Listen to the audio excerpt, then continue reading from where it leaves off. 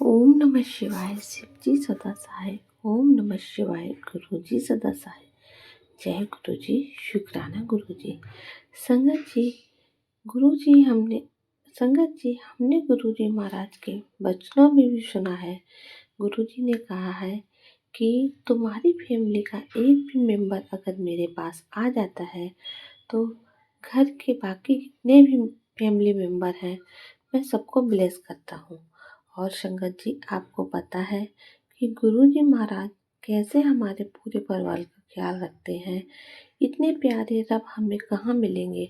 संगत जी, गुरु जी महाराज की एक ऐसी ही अद्भुत लीला जिससे हमें पता चलता है कि जब हम गुरु जी की शरण में होते हैं, उनकी सेवा में सिमरन में हम लगे हुए होते हैं, तो हमारे परिवार का ख्याल, हमारे परिवार की जिम्मेदारी गुरु जी खुद निभाते हैं। संगत जी, गुरु जी की पुरानी संगत श्री रघुवीर अंकल जी को जब गुरु जी महाराज ने जालंधर से ग्रेटर नोएडा के मंदिर के निर्माण के लिए भेजा, तो जब ढांचा तैयार कर दिया गया, बाकी सामान लाना था, तो रणबीर अंकल ने गुरु जी को फ़ोन करके जालंधर से पूछा कि गुरु जी, ये सामान मैं यहाँ पर किसी संगत से ले लूँ या कैसे इंतज़ाम करना है, आप बताइए। तो गुरु जी ने कहा, मुझे कुछ दिनों का टाइम दो। उसके बाद गुरु जी का खुद फ़ोन आता है कि 10 दिन बाद आर्मी का एक ट्रक आएगा और सारा सामान जो भी है लिस्ट बना के दे दो। मैं वहीं जालंधर से ही भेज दिया जाएगा, पर उसके लिए तुम्हें कुछ दिन वेट करना पड़ेगा। संगत जी, रघुवीर अंकल ने कहा, ठीक है। गुरु जी तो कुछ दिनों बाद गुरु जी की कॉल आती है कि जो भी तुमने लिस्ट दी थी सारा सामान तैयार है और कल वो आर्मी का ट्रक सारा सामान लेकर आएगा। रात को 9 बजे तक तुम्हारे पास पहुंच जाएगा, पर उस सामान को बड़े ही ध्यान से उतारना। तो रघुवीर अंकल बोले, गुरुजी जो आ गया। गुरुजी ने बारंबार यही बात कही कि सामान को ध्यान से उतारना, सामान को ध्यान से उतारना। तो रघुवीर अंकल सोचने लग गए कि शायद कोई कीमती सामान या कुछ ऐसा, कोई कांच का कुछ ऐसा सामान होगा, क्रोकरी वगैरह, जिसे मुझे बड़े ही ध्यान से उतारना है। गुरुजी ने कहा कि उस वक्त वहीं मौजूद रहना जहाँ सामान उतारा जाए। एक पल के लिए भी और चलना ठीक नहीं है। अगले दिन रघुवीर अंकल जब रात को ट्रक का वेट करने लग गए, तो एक आर्मी का ट्रक आता है 9 बजे। रघुवीर अंकल ने कुछ मजदूर को अपने पास ही रखा कि वो सामान को लोड किया हुआ होगा, वो उतारना होगा। तो संगत जी, जैसे ही वो आर्मी के कुछ बंदे गनमैन होते हैं, ट्रक में से बाहर निकलते हैं। 9 बजे ट्रक पहुंच जाता है, तो क्या देखते हैं कि जैसे ही वो ट्रक खोलते हैं तो एक लेडी के हंसने की आवाज़ आती है। अंकल सोचते हैं कि शायद इनकी कोई सहकर्मी होगी जो इनकी सहायता के लिए आई होगी। साथ में क्या देखते हैं, सामने उनकी बाइक खड़ी हुई होती है। तो वो उनको देख के कहते हैं, तो यह कैसे आ गई? तो कहती है, मुझे नहीं पता, मैं तो रोज़ सेवा के लिए जैसे जालंधर मंदिर से मैं जाती हूँ गई थी। तो गुरुजी बोले, घर जाओ और 2 कपड़े बैग में रख के लेकर आना और तुम्हें दिल्ली आना है। अब आंटी कुछ कह ना पाई और घर गई। गुरुजी ने कहा, रुकना नहीं है, बस 2 कपड़े सूट अपने बैग में रख लेने हैं। आंटी 2 कपड़े अपने बैग में रख ले आई और गुरुजी ने मुझे इस ट्रक में भेज दिया। यहाँ पे दिल्ली। तो अंकल कहते हैं, मार्च का महीना है, बच्चों के एग्जाम है और उनका कैसे तैयारी होगी। वैसे वो स्कूल जाएंगे, तो सब कुछ छोड़ के यहाँ आ गई। ये प्रॉब्लम गुरु जी को तो बता दी। आंटी बोली, अगर आप मेरी जगह होते तो गुरु जी को कुछ कहते? तो अंकल बोले, नहीं, मैं तो कुछ नहीं कहता।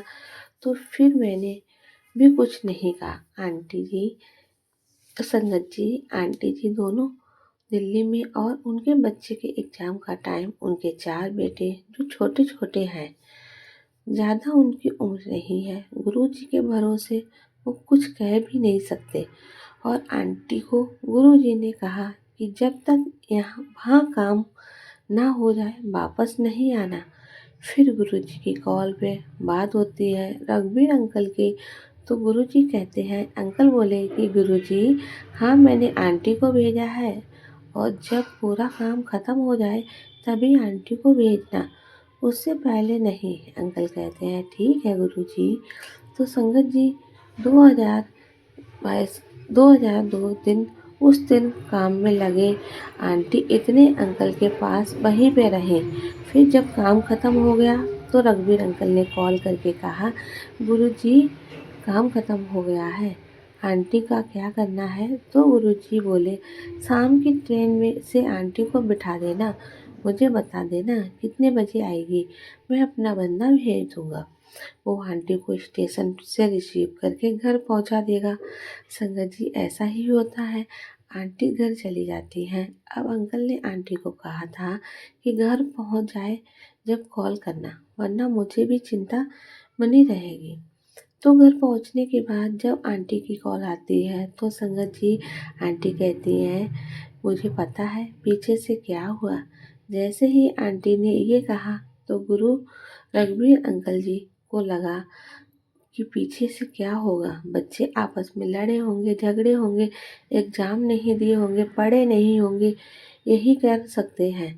अकेले बच्चे को हम छोड़ेंगे तो वो क्या करेंगे पीछे से। पर आंटी बोली, तुम्हें पता है कि सुबह उनके स्कूल जाने से पहले गुरुजी आते, उनको उठाते और कहते, ये क्वेश्चन तुम्हारे एग्जाम में आएंगे, फटाफट से रास्ते में याद करते हुए जाना और अपना टिफिन लो और जल्दी पहुंचो स्कूल और पेपर दे के आना। संगत जी गुरुजी इन बच्चों को स्कूल भेजते तैयार करके, और जब वो 12 बजे एग्ज़ाम देने के बाद आते तो गुरुजी फिर आ जाते और जो उनके 2 बड़े लड़के हैं उन्हें मंडी ले जाते, सब्जी खरीदवाते, किसी को रोटी बनाने के लिए कहते, किसी को सब्जी काटने के लिए कहते और फिर सब्जी में तड़का लगाते और दाल बनाते और उन बच्चों को खाना खिलाते और कई बार खुद भी वहीं खाते या फिर अपना पैक करवा के ले आते और फिर गुरुजी चले जाते।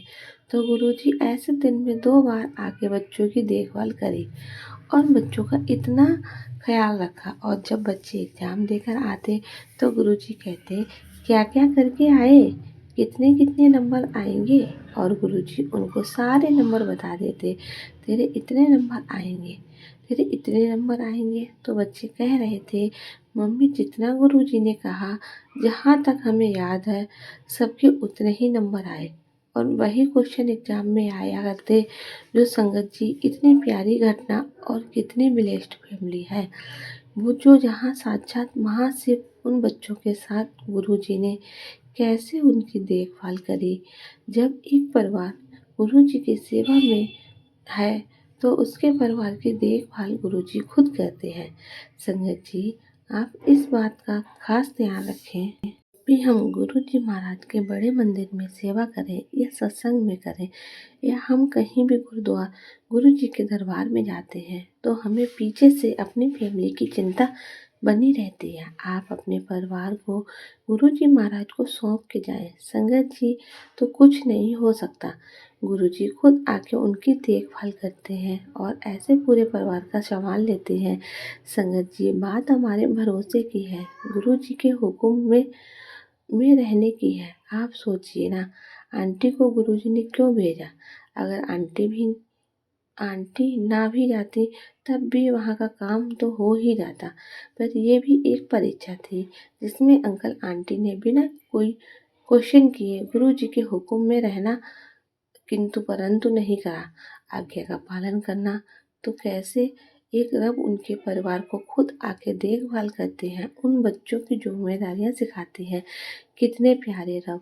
संगत जी हमारे ऊपर भी ये चीज़ें गुरु जी वही लीला इसलिए रच के गए ताकि हमें पता रहे कि जब हम प्रभु की शरण में होते हैं तो हमें अपने परिवार की चिंता करने की ज़रूरत नहीं है।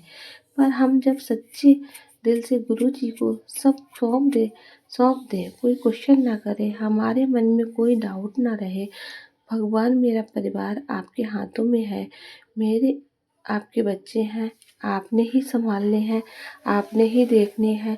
जब हमारा ये भाव हो जाता है तो हमारी चिंता खत्म हो जाती है।